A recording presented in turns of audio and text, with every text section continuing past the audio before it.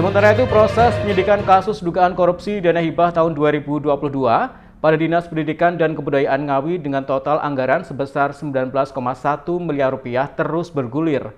Kali ini Kejaksaan Negeri Ngawi menetapkan Kepala Dinas Lingkungan Hidup yang tak lain merupakan mantan Kepala Dinas Pendidikan dan Kebudayaan sebagai tersangka. Tim penyidik Kejaksaan Negeri Ngawi kembali menetapkan seorang tersangka kasus dugaan korupsi dana hibah pada Dinas Pendidikan dan Kebudayaan tahun 2022 sebesar 19,1 miliar rupiah.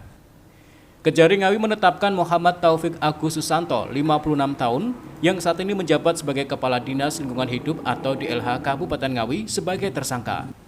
Dalam kasus dugaan korupsi dana hibah tersebut, tersangka Taufik menjabat sebagai Kepala Dinas Pendidikan dan Kebudayaan. Kasipitsus Kejari Ngawi, Eriksa Ricardo menjelaskan, penetapan tersangka merupakan pengembangan dari kasus hibah yang tengah ditangani oleh Kejaksaan. Diakuinya Taufik sendiri merupakan mantan Kepala Dinas Pendidikan dan Kebudayaan saat program hibah tersebut bergulir. Peran tersangka sebagai verifikator sekaligus penanggung jawab dalam program kegiatan hibah tahun 2022. Menurutnya sebelum ditetapkan sebagai tersangka, Taufik sendiri telah dilakukan pemeriksaan 2 kali. Dan hari ini pemeriksaan ketiga yang selanjutnya saat cukup bukti maka ditetapkan sebagai tersangka dan dilanjutkan proses penahanan. Tersangka disangkakan pasal 2 ayat 1 atau pasal 3 Undang-Undang Republik Indonesia nomor 20 tahun 2021 tentang pemberantasan tindak pidana korupsi. Selanjutnya tersangka ditahan ke lapas kelas 2B Ngawi selama 20 hari ke depan. Dari hasil penyidikan kemarin saudara Yayan sudah ditetapkan sebagai tersangka. Kemudian saat ini sedang dalam proses persidangan.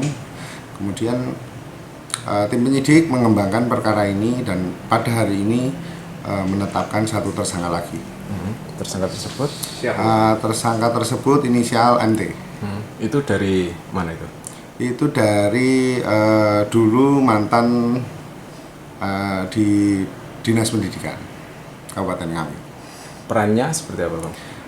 Perannya beliau sebagai verifikator sebenarnya untuk dana hibah tersebut.